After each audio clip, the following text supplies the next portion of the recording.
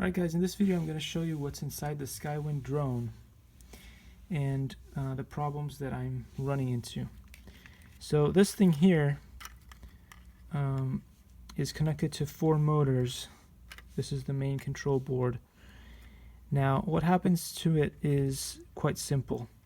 Even though I have a battery plugged into it and it feeds into this kind of adapter into here, once you turn it on and I keep it pressed for a few seconds, it stays on now, okay?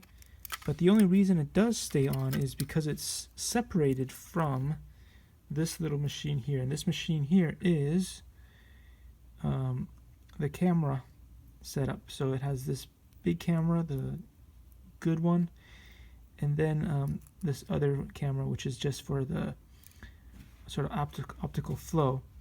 So the second I plug it into this one, it stops running. I don't know why. Something must be shorting something. I think that's the only thing I can think of. But so long as it's not attached, it stays on. Let's see if that's true. Earlier, at least, it was turning off. Oh, okay. That's new. Well, in that case, then maybe there was a connection issue. Let's try it. Turn it on. Turn the remote on.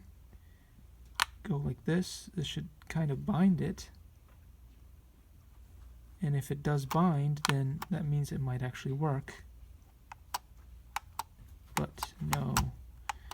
So there's a lot of things going on in this drone which are weird. Very weird stuff going on. Sometimes it turns on, sometimes it doesn't. Now that I've removed everything from the actual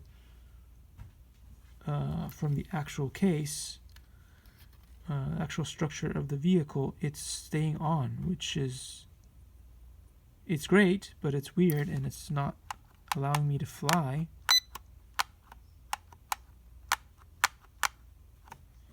I mean, it wouldn't fly anyway because of how it is, but